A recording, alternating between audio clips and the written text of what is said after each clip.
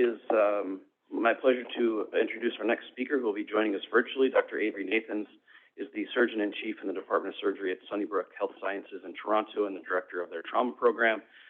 Importantly, he's the Director of the American College of Surgeons Trauma Quality Improvement Program and is here today to talk to us a little bit about utilizing the TQIP infrastructure to measure outcomes and implementation. Dr. Nathens, thanks so much for joining us today. Well, thanks so much. I hope you can hear me. I'm in a borrowed office in a different city than my home, so I hope it all works out okay. Thank you for inviting me. And what I hope to do is just give you a sense of how we collect data, from which centers, what data we collect, and how it might be helpful for initiatives moving forward to advance the care of patients at risk for venous thromboembolism. So what I'll do is I'll give you a sense of who participates in our trauma quality programs, because this ultimately is who's providing us data. And I'll give you a sense of what data we collect, how the data gets to us, some insights about what we do to try to ensure that the data quality is as good as it could be, and how, if you wanted to use this infrastructure, how we would modify it to meet your needs. So we developed TQIP, the Trauma Quality Improvement Program, and rolled it out in 2010. And what this is, for those who are unfamiliar with it, it's a program that allows us to compare both the processes of care and outcomes across trauma centers while adjusting for the differences in case mix at those centers. So every trauma center sees a different patient population, and without doing this risk adjustment, you don't really compare apples to apples. So we've been doing this now for almost 12 years. We have over 820 participating trauma centers. Most are in the USA, probably like 99% are in the USA. There's about 8 in Canada, 1 in Seoul and 1 in Qatar, and maybe there's a few other countries, but for the most part, these are US centers. And what we do is we collect the data and we provide feedback on hospitals' performance compared to their peers. And we provide that information back in many different ways. I'll show you some ways that speak to how we compare how care is delivered. But this is an example of what we call a caterpillar graph, where we identify centers that perform better than expected or perhaps worse than expected. And what you see here is every line here is a center. These centers in the green have a lower than expected mortality based on their case mix. The centers over here have a higher than expected mortality based on their case mix. So these centers need to figure out what the other centers are doing to improve the quality of care. So this is a mortality outcome. We have the venous thromboembolism outcome, specifically PE, that we risk adjust as well. And we risk adjust a variety of other outcomes. So this is what centers typically see, and I'll give you some examples of what else they see in the coming slides. So who's participating? Well, the majority of centers are adult level 1 and 2. So you should be focusing on this last column, TQIP centers. This is our verification program, which is a subset of our TQIP centers.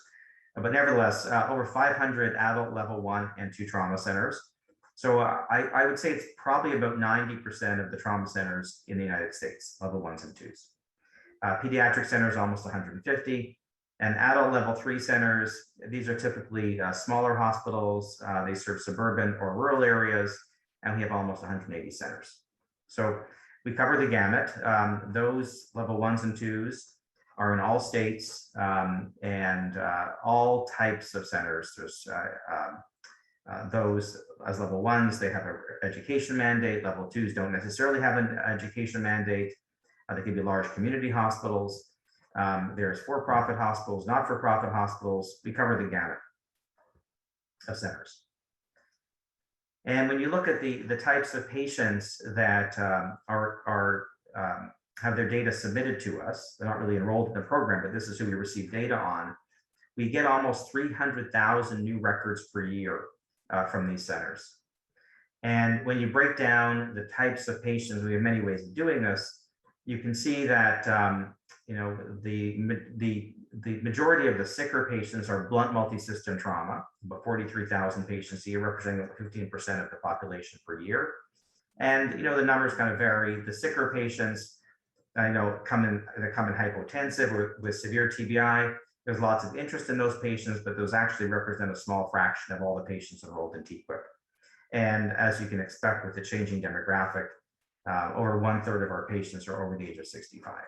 Okay, so this gives you a sense of potentially the universe of patients who might be accessible for interventional studies or prospective cohort studies for advancing the field of VT management. And what kind of data do we get? So the data that comes from these centers is based on what's called the National Trauma Data Standard. This data standard is modified every year. So usually slight changes, slight revisions to the data definitions. But the data dictionary specifies the inclusion criteria. So what data has to be collected on which patients, how the data fields are defined. So we spent a lot of time on making sure that the field definitions that we have are clear and they're available in the medical record. So we have probably 2,000 or 3,000 registrars that collect data in centers. And without standardizing the data definitions, you can imagine the information we would get back would not be all that useful. So to the extent possible, we've tried to define everything that we collect data on. We also have a source hierarchy. Now, a source hierarchy basically says, okay, first look here for the data. If it's not here, then look here, and then look there. And that source hierarchy is important because if someone would try to replicate the data collection process at a center, what you find might depend on where you look first. So we have that. And we have this a technical formatting requirement to assure interoperability, that the data can actually come back to the college and we can use it. There's auto-calculated fields, and most of the fields have levels of validation. Levels of validation might be, like you can't enter a date of death after a date of discharge, for example, or something like that, things that are absolutely impossible. They might be softer calls. A level of validation might be, a 3-year-old driver of a vehicle, for example. It wouldn't necessarily invalidate the record, but the registrar would receive a prompt saying, are you sure this is correct? So there's different levels of validation depending on what the field is. We collected a large spectrum of data, so demographics about the patient, pre-existing conditions, the mechanism of injury, a lot of information about what happened to the patient before they arrive. That data isn't well collected because it's often unavailable in the centers. We're actually working with an EMS registry to fully integrate pre-hospital care data and hospital data. A lot of information about vital signs of presentation. Then information about what procedures are done to patients and what date and time. We have very specific things we're interested in within TQIP that speak to the time and date and mode of hemorrhage control, how they're managing patients with severe TBI, so cerebral monitors. There's actually a number of fields that focus on VTE prophylaxis, what kind of blood products patients are receiving in the early hours after injury, and then a module that really speaks to how orthopedic trauma care is provided. We capture information about the injuries using primarily AIS codes, which provides you with significant granularity around what sort of injuries the patient has. Then we capture these in-hospital events, and these are typically referred to as complications, but there's a large number of these. I will say DVT and PE are part of those. Acute kidney injury, infections, return to the ICU and the OR, etc. We don't risk adjust and provide feedback to centers on all of these outcomes. So for example, we do that for PE, but because of the confounding by surveillance, we don't actually report risk adjusted DVTs. We think it's too difficult to do so because of the screening issue. We know why patients are dying and when they're dying, and then outcome information related to their disposition. So this is an example of a standard data field. There's DVT and there's PE. We try to specify where to find the stuff in the medical record, what qualifies as an event, and use that to guide the registrars. So for PEs, there's lots of discussion about what to do with all these small segmental PEs. Should we count them? Should we not count them? So we exclude subsegmental PEs. That was a decision that was made with some guidance a number of years ago. When you look at rates of PE within our database, Overall, the rate's about 0.6%. The highest risk patients are those who present with shock with 2% risk.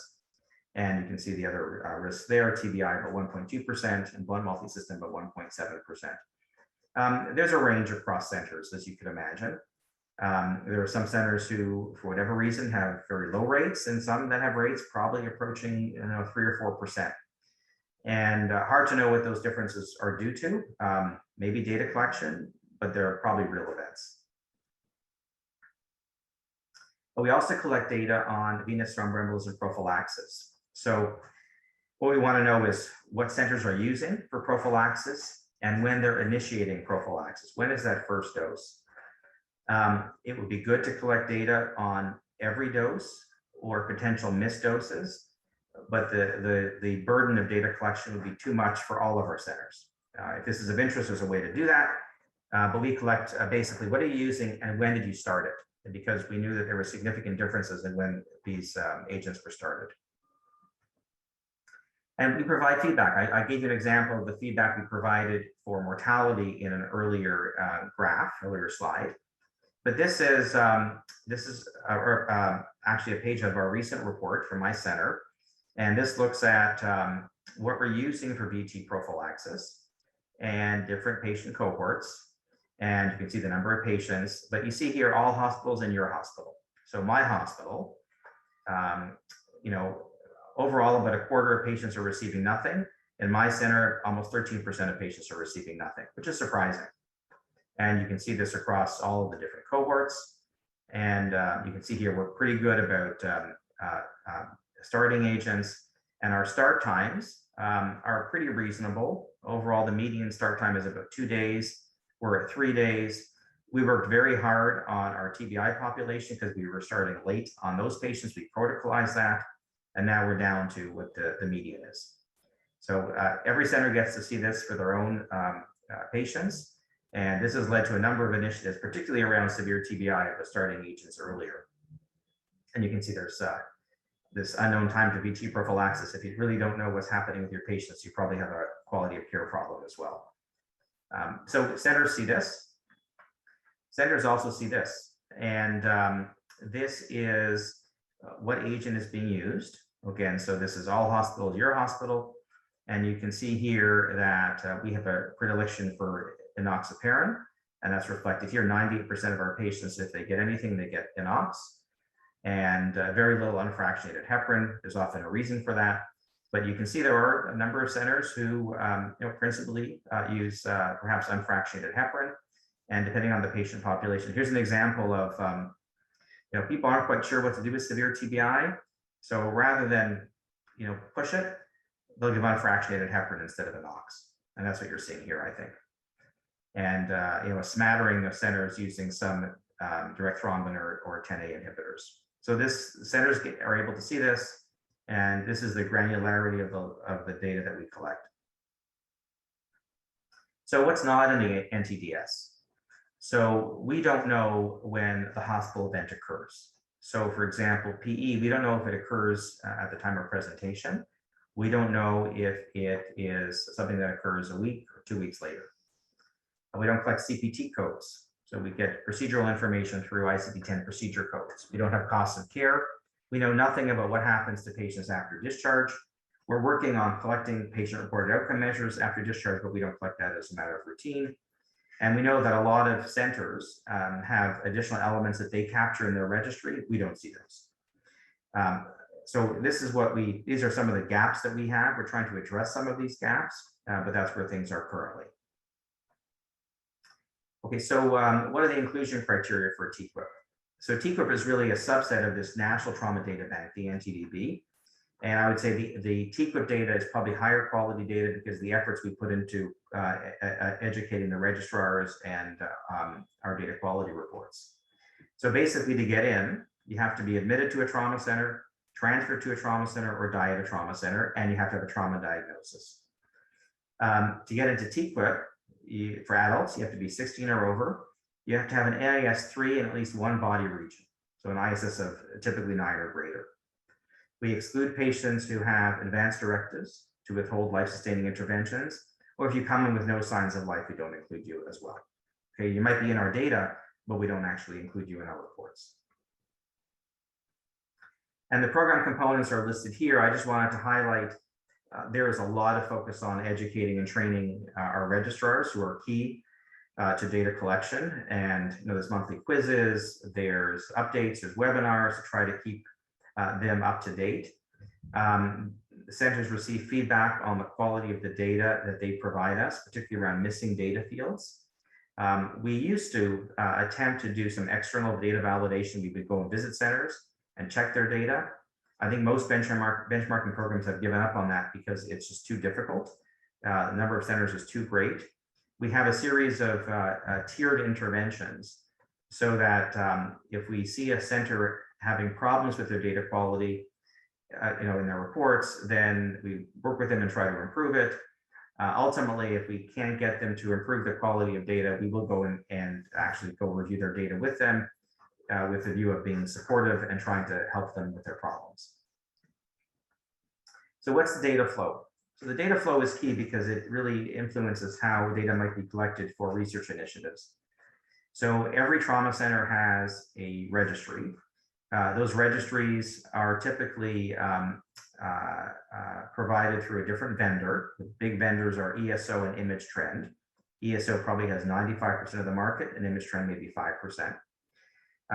The registrars collect the data and they do quarterly batch submissions to us. Okay, so they press send, and all the records for a quarter go to us. These come to the ACS data center. We process the data and use it for our programs. So there's some implications for that data flow. First, we don't really know exactly what the registrars are seeing in their registry. It's likely, and we know this happens, is that the fields might be called different things, or they might be differently organized, which leads to a need for field mapping, where one field has to be converted to another field before it comes to us. If that's done incorrectly, there's some data quality issues. And if we want incremental data fields for research purposes, it's not so easy. So to change the National Trauma Data Standard, probably it's about a 2-year time horizon. We have to get the centers organized. We have to work with the vendors. It's hard to make changes quickly. So we have a different solution for those who want incremental data collected for research studies. We developed this research initiatives platform that basically allows centers to go ahead and just collect maybe a few extra data fields. And that's done in parallel with the usual data collection. It's a web-based interface.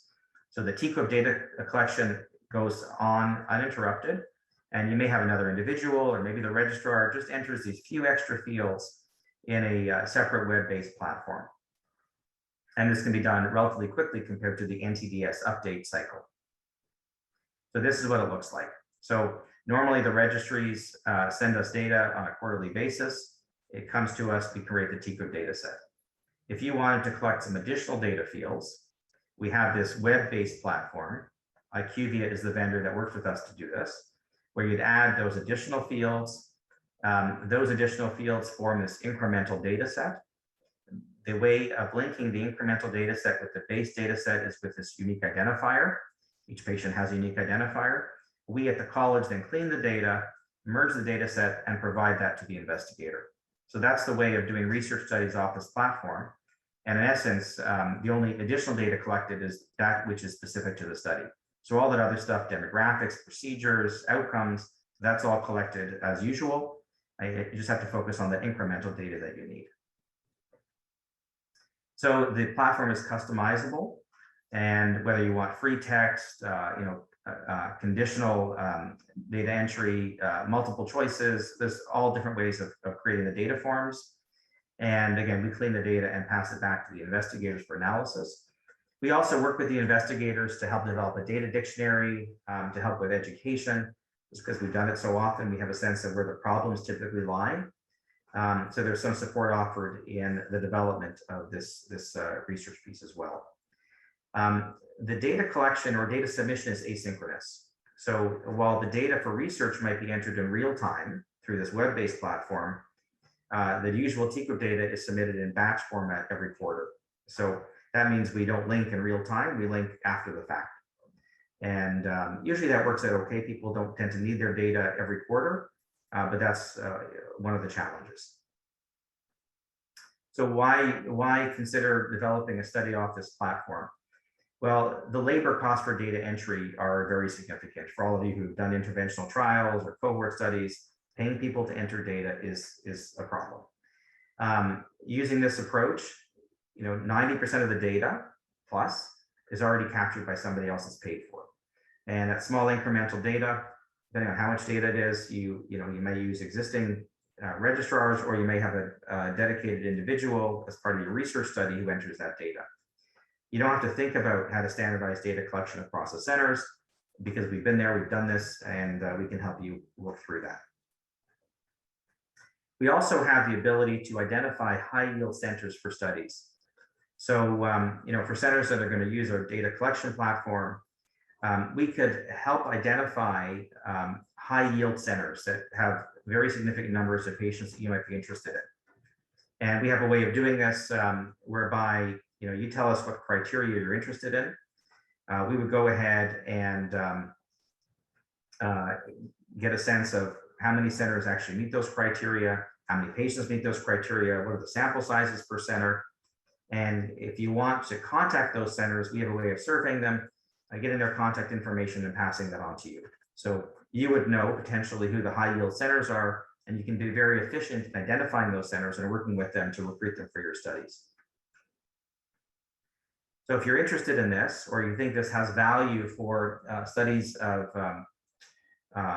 prophylaxis or management of venous thromboembolism and trauma, my information is there. Just contact us at traumaquality@facs.org. And it's important to think about this, well in advance of your grant submission. We'll help cost out what this will be. We'll help write the relevant sections in your proposal, because we've done this many times before. And we'll make sure that you've incorporated the relevant components in your budget so that it's realistic. And again, just to summarize, I think the limited incremental costs, the data infrastructure exists to perform these clinical trials with high impact. And again, we have a lot of good data to estimate sample sizes and distribution of cases across centers that might make your recruitment of centers very efficient. And with that, I'm happy to answer questions. Thank you for your attention.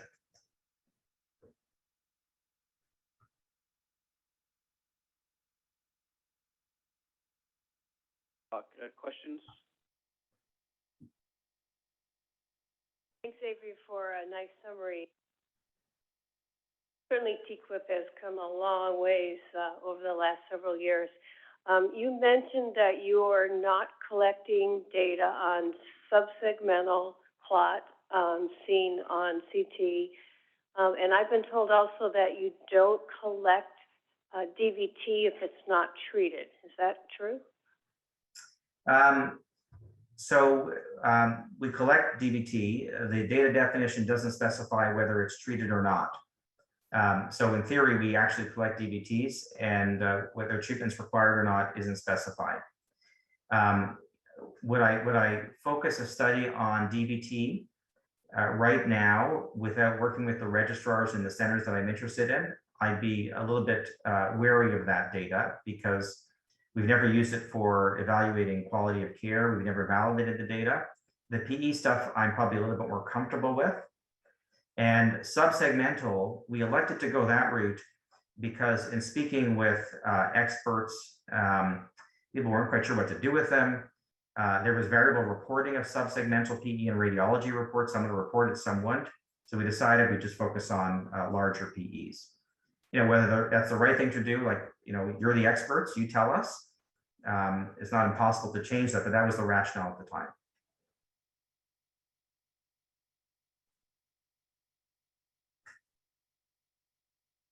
Morning.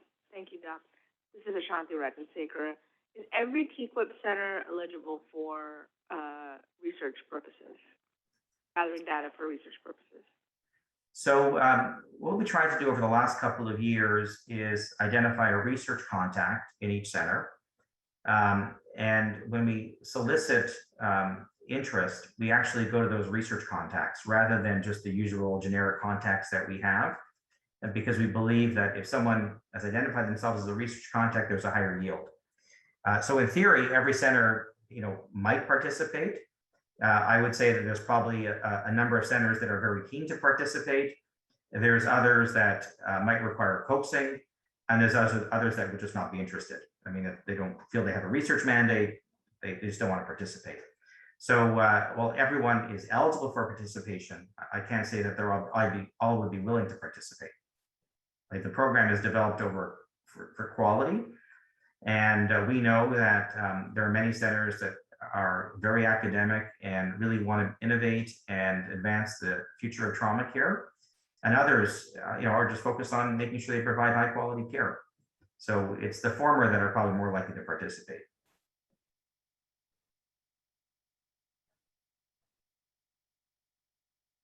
Hey, Avery, it's Elliot. I know we talked about it yesterday or the other day at the smaller center group. Maybe you could just talk about the cost for people who are interested in this incremental, just to give a ballpark. I know what the answer is because I heard it, but it'd be great for the group to hear. It's not nearly as expensive as I thought it was going to be. Yeah, so first of all, I apologize for my camera. Again, I'm in someone else's office with a bright background, so I look like it's The Godfather or something with the lighting. So we estimate that all of this is probably in the range of 15 to 20. When I say all of this, it's creation of the data fields, working with our vendor, helping you implement this is probably about 15 to 20. Elliot, what you heard at the conference on Tuesday was for like 5 fields, it was $15K. We don't charge; it's not charged by field. Again, there's we have centers that we have projects that I imagine would be 20 or 30 fields, and I don't think there's incremental costs for more fields. I think with increasing complexity of the fields, there might be some additional costs, but we're talking about 15 to 20K.